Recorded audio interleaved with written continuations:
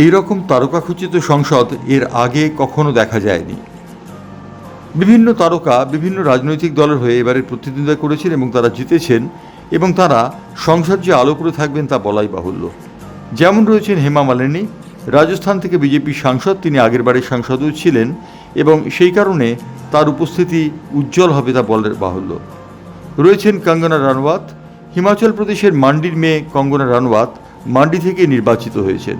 মান্ডি থেকে নির্বাচিত হয়ে কঙ্গনা রানাওয়াত রীতিমতো বিতর্কে ঝড় বইয়ে দেবেন সংসদে, এমনটাই অনুমান করা হচ্ছে। আসানসোল থেকে নির্বাচিত হয়েছেন শটগান অর্থাৎ শত্রুঘ্ন সিনহা।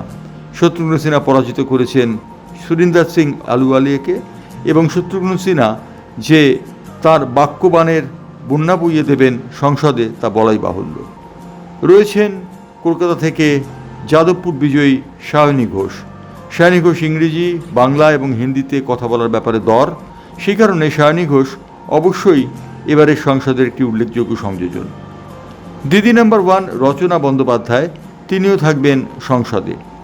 দিদিগিরি তিনি কতটা করবেন জানা যায়নি, কারণ দাদাদের রাজত্বে যেখানে দাদাগিরি দেখতে লোকে অভ্যস্ত, সেখানে দিদিগিরি হবে কি না তা ভবিষ্যতই বলবে।